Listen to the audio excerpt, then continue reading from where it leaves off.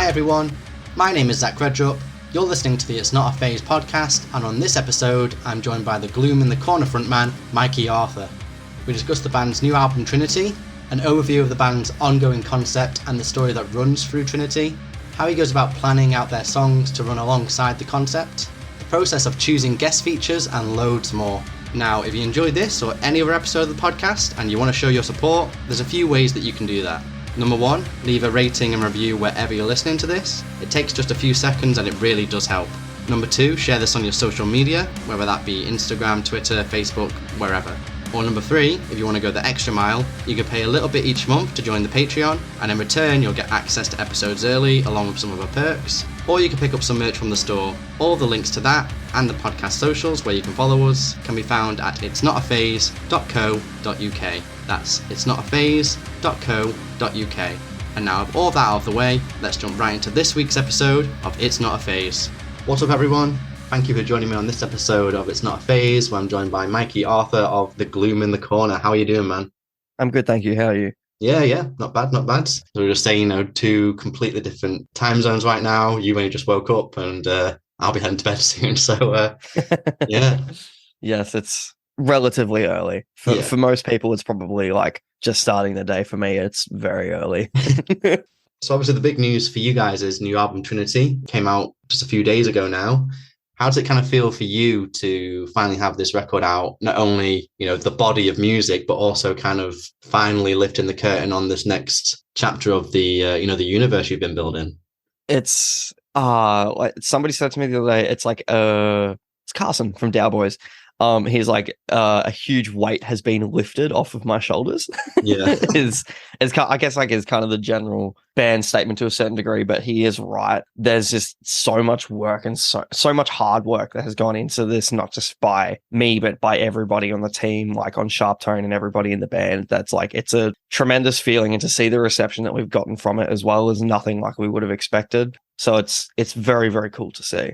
Well, I think I read in an interview somewhere that, some of these songs, were kind of like written and recorded towards the end of 2020, but that also to some degree, even at least in their original forms, at least almost like predate the band. Is that right? Yeah, Red Clouds predates the band. Right. Well, the first iterations of Red Clouds predates the band. When it's kind of, how do I phrase this? Yeah, the first iterations of it were pre-Gloom, but it was a completely different song. Yeah. The finalized version of Red Clouds wasn't done until 2020 as well, but that used to be a full-on, funnily enough, Cane Hill rip. Oh, okay. Yeah. I think the original versions of it were a rip of what's the closing track to Smile? Oh, is it Candy something? Strange Candy? Yeah, Strange Candy. That's it. Yeah. That's it. Yeah, it was originally a full rip of that song, and that's why there's a guitar solo in it. Oh, okay. Don't tell Whit, he'll kill me. Sorry, Whit. But yeah, no, I think over time, as we became more and more orchestral and thematically driven, it just made more sense to make that song a full-on orchestral kind of ballad, Phantom of the Opera kind of song. But yeah, you're right. And a lot of versions of songs have predated, well, not predated Gloom, but were starting to be written around the end of the Fear Me cycle. Versions of Clutch have been around since 2017, I want to say. Right. Same thing with Black Rot. I think one of the original sections from the OG Black Rot made its way into the final version as well. And Obliteration Imminent's been around since 2018. That song's been sitting on the back burner for a while, and we just needed the right opportunity to put it into the context of an album, I guess. Right. Do you kind of have quite a lot of, songs and ideas then that kind of sit on the back burner for a while? Just, if, the opportunity strikes, or it just kind of seems right when you're working on a new project? To a certain degree, yeah. I think for Trinity, I definitely did, because it was such a huge portion of the story. I definitely still have a few songs floating around now, but I wouldn't say to the extent that I did for Trinity. And I feel what kind of happened towards the end of 2019 was when, with the exception of a few new songs here and there, like Pandora's Box and the final version of New Water and Hail to the King, I wasn't really kind of starting to write anything new, with the exception of the Ultima Pluvius stuff and the Flesh and Bone stuff. But I was kind of taking the songs that I liked, those 7 or 8 kind of songs that I liked, and refining them to a certain, and to spend the next 4 years kind of refining them. Right. because I was happy with them. Like I was like, okay, these songs are like perfect in my eyes for what needs to be like for what's happening in the story. So yeah, like I feel like there's only like probably half of the album was probably like written in like 2019, 2020. But like the other half have been songs that I've kind of had on the back burner already. And like I still do have a handful of songs that I can go back and use if I wanted to pull them out for the next record. But that being said, I want to try and like clean slate it a little bit. And I can definitely take inspiration from those previous demos and stuff like that, which I have because I have tons of them. But like for the next stuff, I think I'm going to try and like clean slate it a little bit. Well, I guess, like, say, it can get like a fresh mindset, doesn't it? As opposed to kind of looking in the past. Not that there's nothing wrong with that, and, you know, kind of tweaking it and kind of, like you say, if some of these songs or ideas kind of predate Gloom, then, you know, several years down the line, you now know what Gloom is. You've kind of evolved into what you are today. That's what I was going to say, as well as the issue with like half of those demos is that like they're okay, the demos, but like what's feasibly usable with our sound now is like going to be drastically different to what like I would probably want going on in the story and stuff like that as well, and what's actually in those demos. Yeah. So it makes it a little bit more difficult, which is kind of why I want to clean slate it as well, instead of just going back like over past material and being like, can I fit 50 orchestra instruments over this or not? Not ambitious enough to get or am 50. I just forcing it? Only 50. Yeah. I have to limit myself. Otherwise, Jeff will lose his mind again. Up it on the next record, go to 60 and just keep building it up. I think if we go anymore, he'll definitely kill me. I think he made a post the other day. I didn't know this, but he went back up in tracks because when he first got the files and everything, it was sitting at over 1,000 tracks. Oh, wow. And he crunched it back down to just under 800. And then by the time that he finished the record, it was back up to 900. Oh, God. So yeah, I think I can do that to him again. I think in comparison, he said to me that like Ice Nine Kills had like 150, and they've got a pretty dense mix as it is. Yeah, they've got. I think a lot of it's the vocals, but like, yeah, he was losing his mind a little bit. Well, I mean, maybe not to that degree, but you can obviously tell that there's a lot of, you know, when you listen to Trinity, there's a lot of stuff going on. Like there's a lot of different layers and stuff. So I can't say I'm too surprised that there's loads of tracks going on, but I would never have guessed 1,000. There's a lot. Yeah. And all of it's vocals. I guarantee you, like a third of it is vocals. Well, you've got a shine, haven't you? So. I'm going to shut off a little bit. Yeah. So, you know, you're saying some of these songs, you know, kind of written and recorded in 2019, 2020. How much did the whole COVID thing kind of impact how it was written, recorded, or even released? Like, as the album kind of come out later than originally intended? I think we were originally going to try and aim for earlier this year, but we got the ball rolling with Sharp Tone, I guess, in March, April of 2021. And then we had lawyers look over stuff, and it took like 9 months just because of COVID, and then people went on holiday. And so by the time we actually signed like the long form and stuff like that, it was like December, which is fine. It is what it is kind of thing. But I think the really interesting thing about us going into COVID was, how do I word this? We struggled with producers, I guess, over the last couple of releases. It always kind of came back after each release being like, oh, there's something about this that we don't quite like. And a lot of it actually, not to sound narcissistic, but a lot of it came back to my vocals. Not just myself, but the boys also felt that, to a certain degree, they felt that my vocal takes on the demos that I was doing were better than what ended up on the final product. Okay. And we don't put that down to a producer thing. We put that down to a time crunch thing and how much time we had in the studio. And so we were kind of like umming and ahhing with who we wanted to produce Trinity. And we got to a certain point where, this is when we were working with Tuck as well. We were like, okay, well, let's hit up Mick Gordon, because I'm a huge Doom nerd. You can't see it, but there's a Doom poster to my right. And and so we shot him an email, not really expecting anything off of it, and then just kind of like keeping it in the back of our mind, just being like, okay, well, who the fuck are we going to get to produce this record? And he got back to us and he was like, okay, like all of your stuff's like really, really good. What is it that you would need me to do?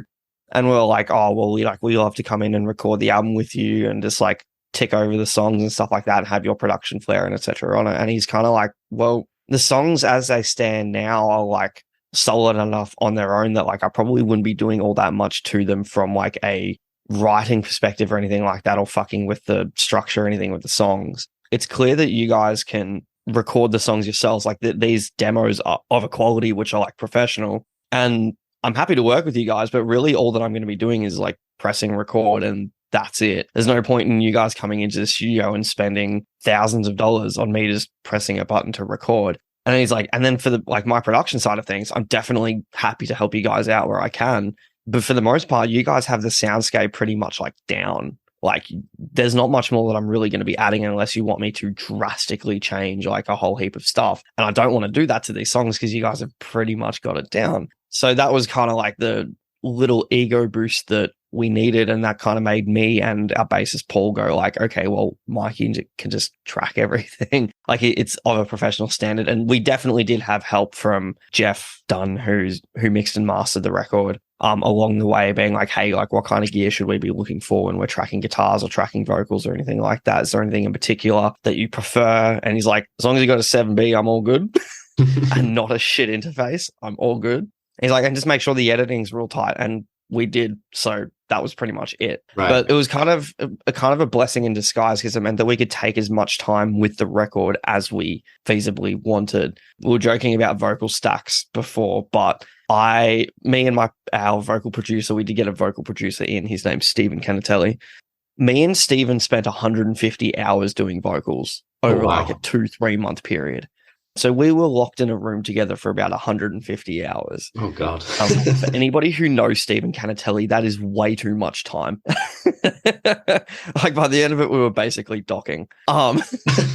So it was a long process, but like we started in February and I think we wrapped everything up by about May. So we got like most of the instrumental tracking and everything done by mid-May, I want to say. Right. And all that was left was the bass. And then we got hit with another round of COVID lockdowns. So Paul tracked all of his bass from home because he had half of the recording gear and the know-how to do it as well.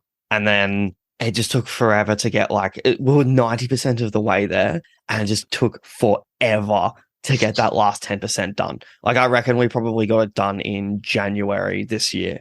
Right. That's a long time. Just because of lockdowns and stuff like that. Yeah. It was wild. And part of it was like we were umming and ahhing with the voice acting stuff for quite a while as well. We were like, how do we want to play this? What do we want to do here kind of thing? There was originally going to be a version of the record without any narration. Well, not narration because it was always going to be that side of things, but like none of the voice acting stuff as well. Right. It was just going to be like me doing it or something like that. And I was pushing back heavily against it because I was like, that feels ingenuine. And I think it shows. I think it's a neat little part of the record. And so it just took forever to kind of like, we were like, do we want to get like professional voice actors in? How much money is this going to cost? Et cetera, et cetera. And so we just ended up getting like half of the guest vocal cast to just do it. Yeah. So yeah, it was definitely a long process and COVID definitely affected it, but in some ways in a good way. And then in some ways a not great way. Yeah. Like you say, it gave you kind of the time to spend more time and focus on what you wanted to do. And as I said before, with the previous records, you weren't 100% happy with them because of a time crunch. Whereas with this, you didn't really have a time crunch at all. You had the complete opposite. Yeah. And which made it really handy whenever like I had to go back and like change something or like retrack something, which did happen a couple of times. Because like we've had that happen in the past. Like the famous story that we have is like with Flesh and Bones. We had that record done in February 2018. And then we went back in December and redid Bleed You Out. So that's a full 11 months later that song got recorded for the record. And it's because we had another track 4 on there, which later became like a B-side on a couple of deluxe versions. But it's just because we weren't happy with the song. And I was like, we need to do Bleed You Out. And everybody pushed back on me against it. And I was like, no, trust me on this. People are going to love it. And now it's one of our most popular songs. So listen to Mikey. I also really like the cover artwork. I don't know if this is like a reference point, but when I look at it, it kind of reminds me of like Mortal Kombat, you know, with like the portal realm in the back, and then you've got all these demon figures. And, you know, you mentioned Doom as well. It kind of reminds me of that as well. Yeah, the back cover was definitely inspired by Doom, but that's funny that you say Mortal Kombat because like I do love Mortal Kombat, but like it's never been like a huge influence on me, I guess, from that kind of thing. I guess I've always had the artwork envisioned in my head, especially that front cover envisioned in my head for the last 4 or 5 years. I always knew that I wanted something like that. And it was real funny because at the end of, I think it was end of 2020, Minecraft put out a fucking poster for like one of their enhanced editions or something like that. That was pretty much exactly what the Trinity cover was. It was like 3 figures coming out of like an ender portal. There was like demons flying around and stuff like that, and skeletons and shit like that. And I'm like, are you fucking kidding me? Oh, no. I'm like, well, I'm still going to use it, but it's going to be funny to just kind of like post this or like see this come up. I think I ended up tweeting about it as well, but like, yeah, no Mortal Kombat. It's not necessarily, but it is funny that you picked up on that, because I guess maybe subconsciously it is. Yeah, like I say, it's just like obviously the portal behind, when you've got, I don't know, Raiden or Sub-Zero or whatever going from the outer realm to the Earth realm or whatever it may be, and obviously all the demons and stuff like that. Yeah, true. I never really considered Mortal Kombat. I was always going for Doom. I feel like Doom is such a huge influence on me that I feel like it's always going to be coming back to Doom. Yeah, let's for shits and giggles, we'll say Mortal Kombat, because you can relate that to No Hella Fury. So there's going to be quite a few fans obviously listening to this album, and this is kind of like their first introduction into the Gloom in the Corner. And of course, you guys have got quite a lot of material out already. You've had the previous album and a few EPs and stuff. And with such a bigger body of work now, and the backstory, it's quite extensive. With the characters and the stories and the dimensions and stuff. I know you've got that kind of big PDF document available online as well that people can really sink into if that's what they want. For people who are kind of like entering now, I know there's going to be kind of difficult with the amount of material and lore there is, but can you kind of give a very brief summary of what the story is up until Trinity? I sure can. I can pretty much do it in my sleep, which is very handy at this moment. No, I mean, to preface this as well, I guess a good thing about Trinity is the way that we like to see our story is it moves kind of like in arcs, like in TV shows and stuff like that, right? So everything between Fear Me and Ultima Pluvia, which is our last release in 2020, you can kind of see as like arc 1. And so moving forward, which is the Trinity or Apocalyptica arc, is like you can kind of like start afresh there and jump right in. You don't need to know like a whole heap about these characters going in. Just know what they're doing and like what they do by the end of the record. So to summarize the first arc, it focuses on it focuses on a government organization that focuses on policing the supernatural and paranormal, much like the SCP Foundation, I guess, which I found out much later on in the story is a thing. But as opposed to being like prison guards, these guys like are actual like detectives and stuff like that, I guess you could say, or hit squads, depending on the situation. And it focuses on the operators that work for said government agency and the not very good things that they get up to in said government agency, like any other government agency, for example, the CIA. And so, yeah, it focuses on like a couple of operators in that organization and what they get up to. The main character, Jay, his girlfriend dies right at the start of the arc, who's the character of Rachel in this story. And then we have another character called Sherlock who gets introduced like a little bit later on in Flesh and Bones. And there's a whole heap of M. Night Shyamalan fuckery. But pretty much by the end of the arc, they die. This arc moving forward focuses on 3 characters that died in the previous arc, who's Rachel, as I aforementioned, Ethan, who becomes the Ronin, who's Jay's brother, like one of the main protagonists' brother, and Clara, who was the lover of Sherlock, the other character in our Fear Me arc story. And it's about their traversal through hell to come back to the realm of the living and the trials and tribulations that they do while they're guided by this big ominous figure known as the narrator. And the catch-22 is that they don't realize that by the time they come back to the realm of the living, that like everybody that they know has either moved on or died, because it jumps there's like a time jump of like 10 years when they go through the portal pretty much. Right. And then they accidentally kickstart the apocalypse because they don't listen to people. It's pretty much the summary of Trinity. Yeah, that's pretty much it. It's kind of like very like Dante inspired with a twist, I guess you could say. But yeah, that pretty much like covers the general side of things of Arc 1 and Arc 2. Yeah, that's like a very abridged version. Like I said, if people really want to kind of like sink their teeth into the whole lore, you've got that link online where it's like a big PDF document with everything. And there's also, if you go to the About section in all of the songs for Trinity as well, it covers all the lore there as well. Right. There's a lot of people have been asking me about the lore for Trinity, and I'm like, brother, you're reading the lyrics. It's right there. It's like scroll down just a little bit further and it's there. Come on. And I guess with the way it ends, like you say, they go through this portal back to the living. I guess without you giving too much away, that would be where things pick up with whatever is to follow after Trinity. Yep. So they come back through the portal as of Gravity. So that's what Gravity is. That's why there's like that huge drop off. It's like that last half of the song is like them going through the portal. And then from Red Clouds onwards is when they're back in the realm of the living. And then Rachel kills somebody that she doesn't with a particular item, and it like full kickstarts the apocalypse because it like merges all three dimensions as like the heaven, hell, and mortal dimension. And she accidentally merges all three by killing somebody with it. And that's what kickstarts the apocalypse. And like the narrator, who's the one who's been guiding them, turns out to be like this big bad guy in our story, and he comes back and all this shit. It's bonkers. It's shit goes off. Shit goes off. Yeah. Yeah.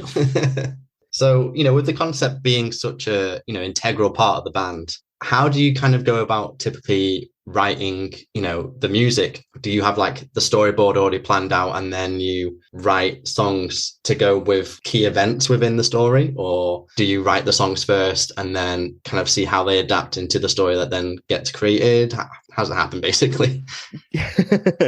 Generally, I have the storyboarded out beforehand. Just so I kind of have like I think the way that I kind of did it, at least for Trinity, was I had the start and I had the end planned out.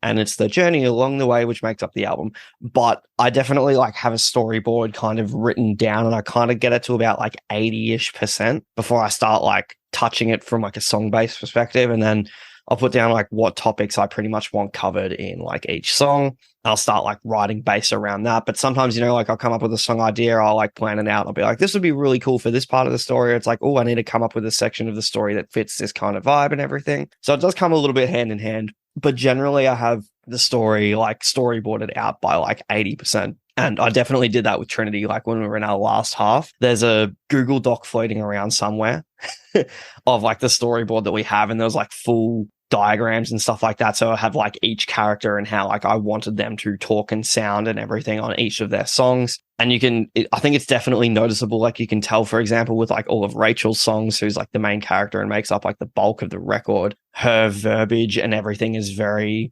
what's the term? Like reserved, I guess you could kind of say. Like she's very delicate with her words. There's no swearing or anything like that, at least until it gets to No Hella Fury, which is kind of like representative of her character. And then you get to somebody like the Ronin, and he's just blunt, straight to the point, like chaotically self-righteous and swears a lot. And then you get to characters like Clara, who's very chaotic. Like her verbiage is like kind of all over the place, and she's kind of, you can tell she's a little bit nuts, I guess you could kind of say, but like very emotionally driven at the same time. Like in Black Rot and in Clutch, she's very kind of like all over the place. And so yeah, there's like full diagrams that we had to kind of like pen, which not just like helped me from like a lyrical standpoint, but from like a story writing standpoint as well. Like how that influences the songs, and like what these characters would be like or what they would be doing, like very much influence the song. Hence why like Ronin and Behemoth are like the heavy songs of the album, or like our heavy songs of the album. I know No Hella Fury is also fucking heavy, but like same thing, I guess, with Gatekeeper and Hail to the King. I know that those characters died in the first arc, but we bring back the main two protagonists pretty much. And so it's kind of like those songs are like those two songs. So Gatekeeper is like Jay's song, and how he's kind of like very tally-off-ish, I guess you could kind of say, for kickstarting an apocalypse. He's like, bro, what the fuck are you doing? Like, why the fuck did you just do that kind of thing? And he's like, here's what I've been doing since I've died. You've really fucked up here. Yeah. And then like Hail to the King, which is Sherlock's track, who's already a very chaotic character, is just like, it influenced like the start of Hail to the King, with it starting off like really slow and jazz loungy. It's just kind of like my little nod, and to people who know Sherlock as a character, who've been with us for a long time, know that that's just kind of like Sherlock just being super chaotically narcissistic and being very flamboyant in his expressions. And so that's why Hail to the King's like also very all over the place, because this is him just going like, I was kind of like, how do I make, like, Misanthropic kind of like covers Sherlock to a T. How do I go more ballistic than that? And so that's where like Hail to the King came from, was just like, that's why it's so all over the place, I guess you could say, song wise, because I wanted to kind of emphasize so many different things in one song. But yeah, definitely having like mood boards and stuff like that definitely kind of influences the way that I write, etc. as well. Yeah, I guess it kind of gives you like a focused direction. Like you've got the storyboard, so you know that the song kind of have to follow some form of path to make the songs make sense with what's happening in the story at the time. But with what's so much going on, it kind of reminds me, I don't know if you watch It's Always Sunny. But, Yep, yeah, I Charlie fucking love with It's the Always Sunny. Charlie with The the things Pepe Sylvia. in the newsroom. Yeah, yeah, Pepe Sylvia doesn't exist, bro. yeah. Yeah, we all love It's Always Sunny in Philadelphia. Yeah, Like a lot. that's just chaotic in itself, you know. Oh, it's just so fucked. Yeah. You mentioned before you got all these kind of guests doing features, you know, some story narration and stuff like that. And I think, you know, it's a 13-track album and there's only 4 tracks on there where you don't have a guest. How do you kind of go about picking the right guests for the right parts of the story and also serving the songs? And do you kind of have like a short list of people you'd want to bring on if, you know, one of those original ones don't kind of go through, you know, if they fall through for some reason? We definitely had a wish list for sure. But I feel like in the past when we've gotten guest vocal spots, right, it's always just kind of been like either they're friends or there's somebody that we just thought would be really cool to get on. I think like the first guest vocal spot that I actually like penned out properly, not necessarily from a story perspective, was Kadeem's guest spot on Peace back in Flesh and Bones. But coming into Trinity, I really wanted to make sure that we weren't just getting guest vocal spots for the sake of getting guest vocal spots. And with the with the story being very female centered, like 2 of the main characters are female, I wanted to get more, like a lot more female guest vocal spots for the record, because if we didn't, to me, that would feel ingenuine to the story. Like if I just did everything, it would feel very, as said, like ingenuine. And so that's kind of like where it came from. And the amount kind of steamrolled just because it got to a certain point and we were like, this would be funny if we just got like X amount of guest vocal spots. And then we ended up having X amount of guest vocal spots. But originally there was only meant to be like 6 or 7. And it was mainly to cover the female characters. Just because, as said, like it would have felt ingenuine if I just did everything. Like in the past, it made sense because like with Jay and Sherlock, because they're both dudes, I can get away with doing both of them. And so, but with this record, like I said, because it's very female centered, I wanted to get a lot more female talent on.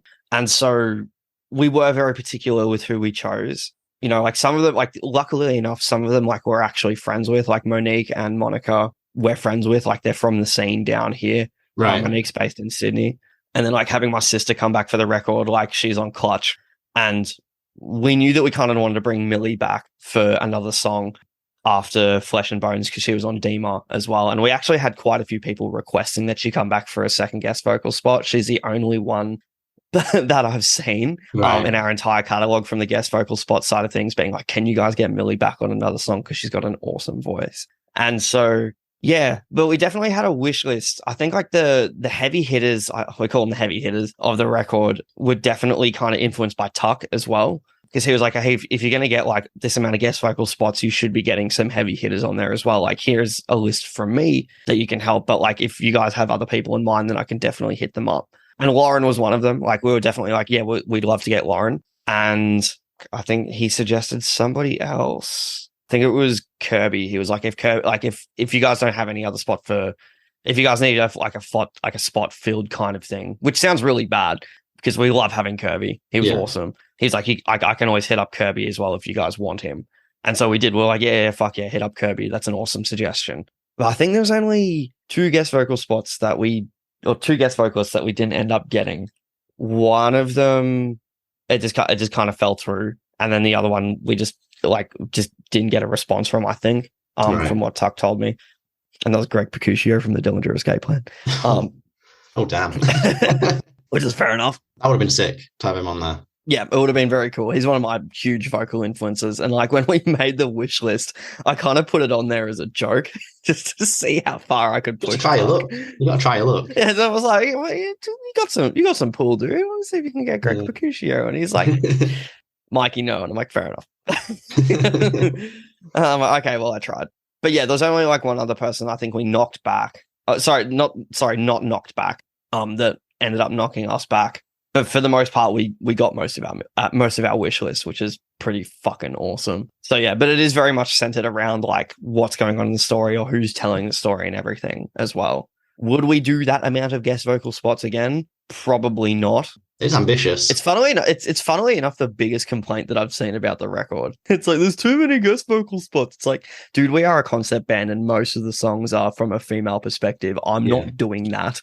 Well, like you say, it sounds disingenuous if you do all these female guest vocal spots, but also the fact that it's a story and a concept, it just adds more layers and variety to the album to have all these different voices and stuff like that. To, you know, like I say, that's where we were coming from. You're a story-driven band, so it makes. And I was like, for example, like Joe's like a great example. Like Joe comes in as like the big bad guy at the end of the record, and like he just has the fucking voice for it. If you're gonna get a big bad guy, why the fuck would you not get Joe Bad from Fit for an Autopsy? So yeah. Those people can suck eggs.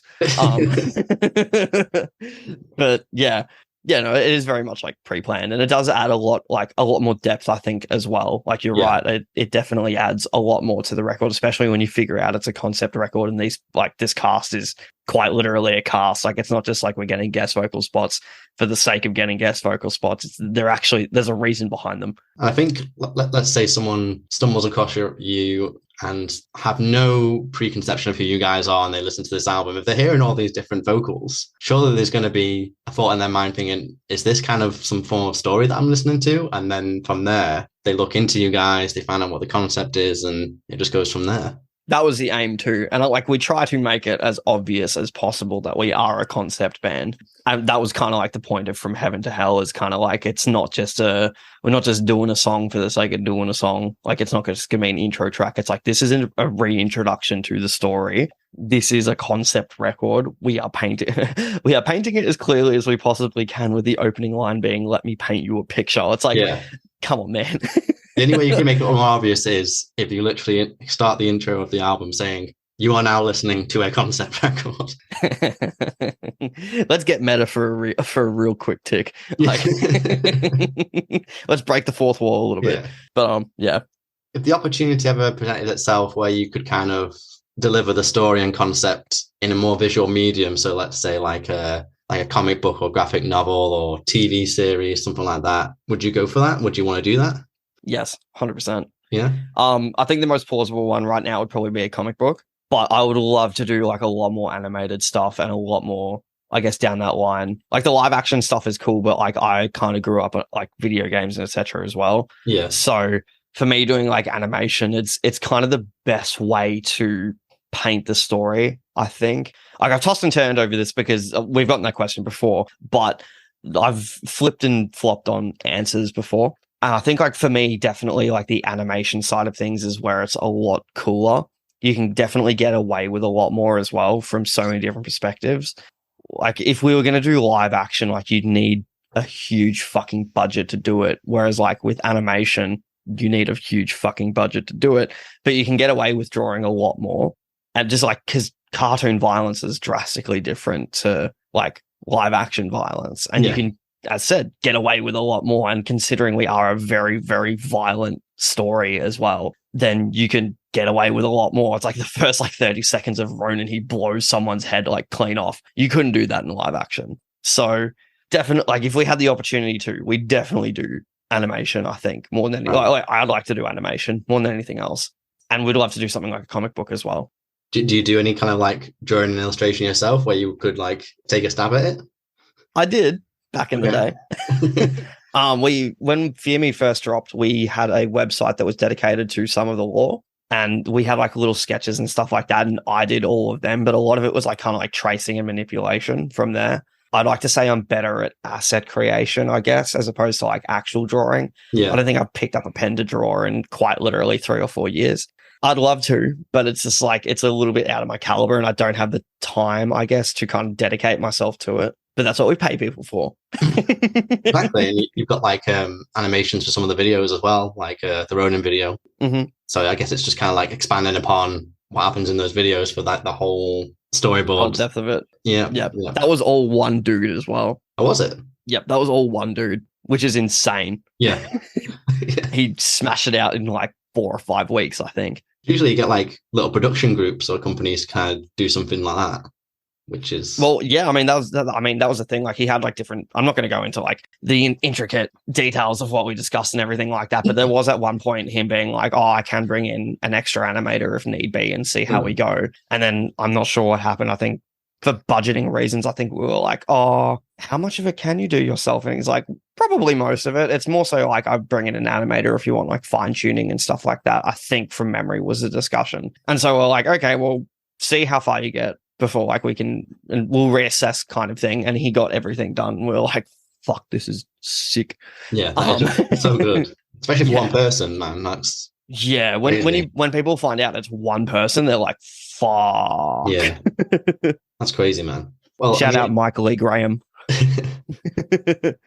And so we talk about like the visual aspects in terms of like the live show. If money wasn't really that big of an issue and you could kind of help bring the story to life in a live setting, what kind of things do you think you would do? Do you think, not to go as far as like Broadway, I guess, but fuck yeah, let's do Broadway. Yeah. Fuck yeah, let's do Broadway. Already there. No, we definitely would if time and money weren't things. Unfortunately, they are.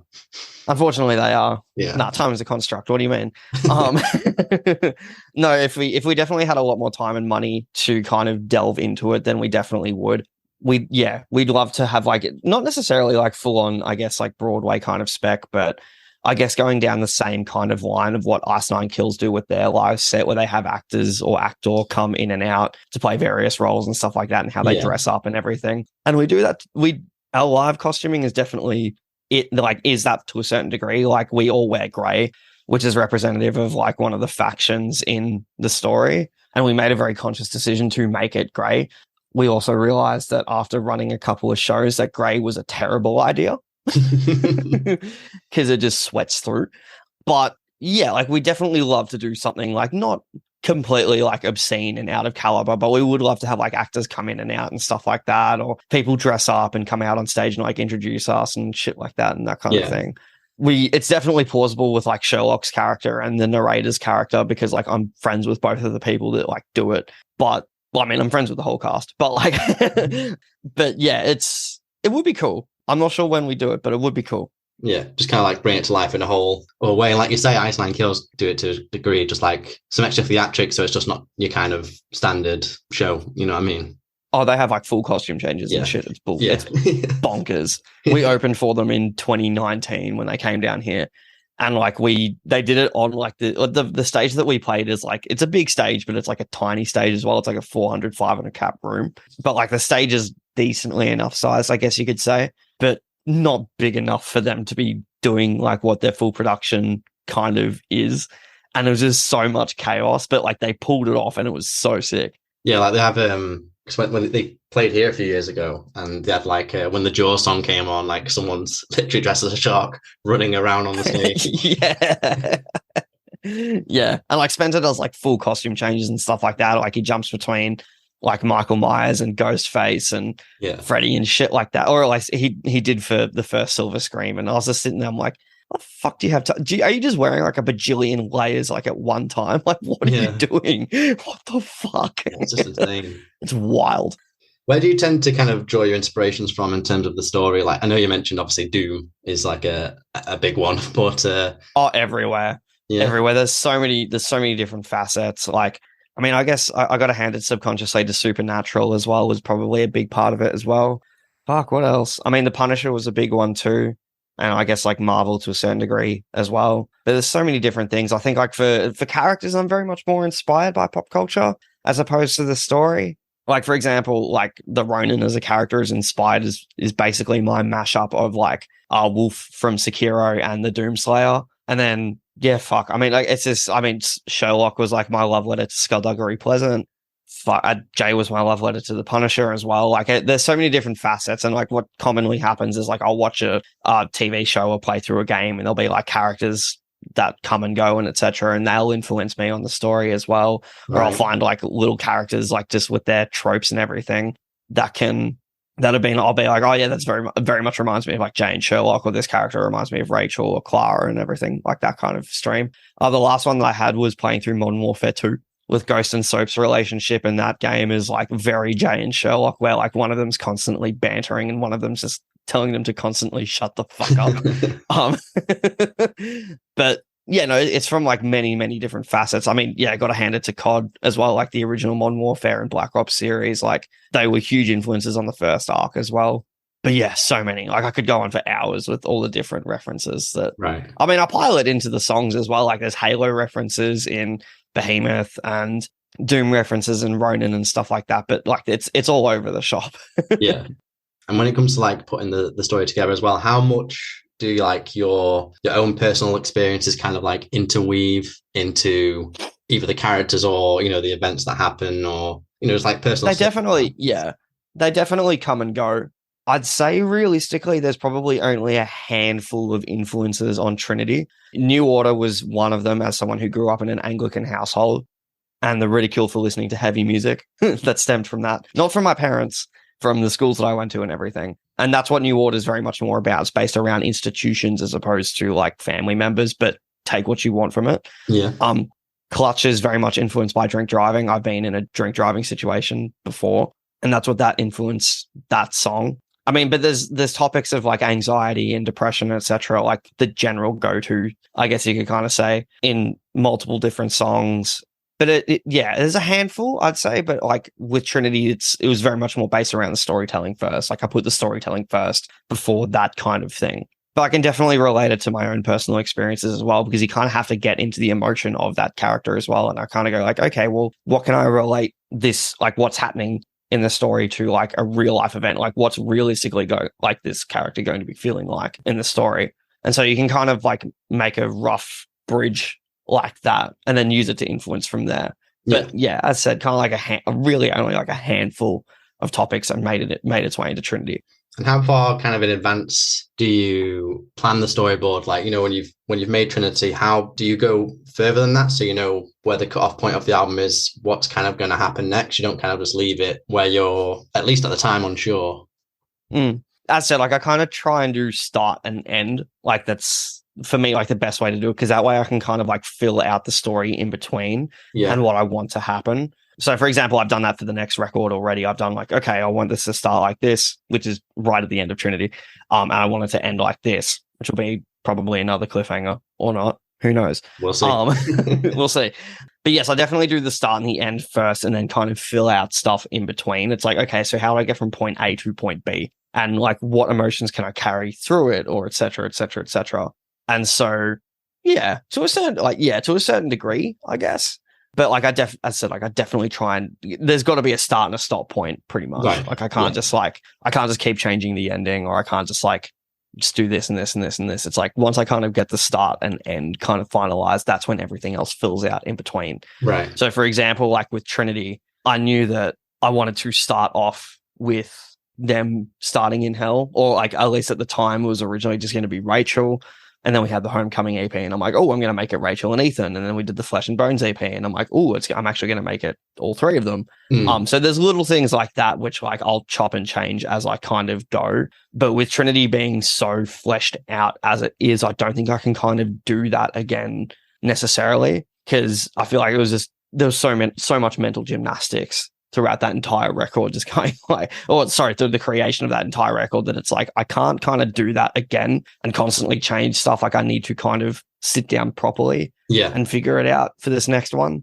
That being said, I have the option of like covering like backstories and stuff like that for other characters, or like what's happened in between, like in those 10 years, because 10 years is a big jump. So there's definitely like time for me to figure stuff out if I need to fill in the blanks. But as far as like the next record, it's very much like, okay, I've started this, I want it to end like this. Yeah. But I also want to keep like a few options open, I guess you could say, like from there, like kind of like if you're making like a tree, it goes like in then out, then in. But like what's that next out going to be? Like I have a few options now that I can kind of foresee moving forward. And I guess like time will tell on like which one I will choose. But for the most part, it's like, okay, I've started here, it's ending here. This is where it needs to start and end. So let's figure out what the fuck is going on in between. Well, like you say, you can just do like, if you wanted to, like the equivalent of like a side quest in a game, like you can just do another kind of story, like another character or something. Like, you know, we speak about other conceptual bands, like you've got Code in Cambria, the singer Claudio, he's got a side project called The Prize Fire Inferno, and that's kind of like a side story to the main lore, or if you look at Defeater, they've got, all Yes, I love Defeater. these different family members, and then you've got the Abandoned Yep. album, which is a priest, so it's kind of like a sidestep from the Which main which is character. actually the father of one of the sons or something like Yeah, that. yeah. Yeah, when I got to the Crazy. end of that record, I was like, "Fuck!" I'm a huge Defeater fan. It's so when I got to the end of Abandonment, I was like, "Fuck, that's rough." Yeah. I mean, the whole fucking story is rough, to be fair. Like, but, was it Empty Days and Sleepless Nights, that White Oak Doors, when the trains come in and then it just stops. And apparently on the vinyl, that's where the needle drops off the album and it just kind of skips. True. But I've not, That's cool. That's never had it. So I've never seen that. I'm not a vinyl nerd, so but that's fucking cool. Yeah. That's a real cool way to do it. Yeah, I'd love to do like a backstory. I don't think I'd do a full album, but I'd definitely do like an EP of like the big main bad guy that comes in at the end. Cause like I figured out some of his backstory the other day. And like one of my mates who's like a huge fan of like the lore and stuff like that actually like brought up a couple of things. And I was like, you're getting writing credits on the next album, cunt. What the fuck?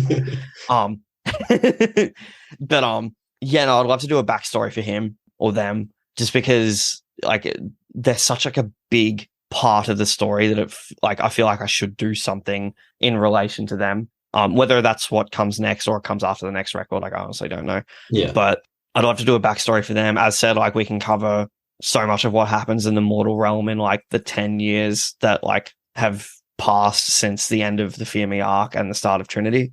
There's so many different facets that like you can just explore with so many different characters and etc. Yeah. There. You just go back to your Charlie Day board and just see what you can connect up. Yeah, reopen the board. Yeah. Specifically right in a Pepe Sylvia timeline. Yeah. So, speaking of the future, what's planned for the Gloom in the Corner for the rest of 2022 and 2023 so far that you can talk about? Well, I can't talk about much because I haven't been announced yet. Oh, we got a couple of little things planned, I think, before we send out 2022. 2023, I think we're planning a couple of little things too. I'm not sure what the go is. I need to speak to the booking agents. I think the aim is to get over to at least UK and Europe before the end of next year. And then we'll try and aim for America. I think 2024 is realistically what we're going to be able to do. But that's all I can realistically say for now. Tight-lipped. Tight-lipped. Yep. Yeah. I have to be. Otherwise I get into trouble. Yeah, we don't want that. Well, before I let you go, Mikey, and enjoy the rest of your day off work, have you got any final words, anything you want to plug, anything you want to say? The floor is yours. Go stream Trinity by the Gloom in the Corner. The merch from our web store will be shipped out soon. We've just been hit by a couple of delays. It was meant to be shipped out on Friday, but it is coming. Fuck. What else is there? Yeah, and I'll just stream the record, eh? Yeah. Shout out to all the guest vocalists and to Tuck and Sharptone and everything. Yeah, that's it. Cool, man. Well, yeah, thanks very much for your time again. I do really appreciate it. Thank you for having me on. Of course, man. Enjoy the rest of your time off today. When you're over in the UK, I'll make sure I'll come and see you, and we'll sick. We'll have a pint. Yeah, we'll geek out on some Doom and Mortal Kombat. And, all the other pop. Yeah. All the other pop culture things. Yep. Defeater and stuff like that. Very nice. Thanks, dude. Take care. See you later. Take care of yourself. Thank you. You too. And that's it. Thank you so much for listening. If you enjoyed the episode, please consider supporting the podcast in any way that you can. We have a Patreon where you can get access to each episode a week early, along with some other perks, a merch store, or you can leave a review wherever you're listening to this. You can also follow me on social media or subscribe to the newsletter, where I'll send out each episode to you via email, along with regular playlists. All of this can be found at itsnotaphase.co.uk. That's itsnotaphase.co.uk. Thanks again for listening, and remember, it's not a phase, it's a lifestyle.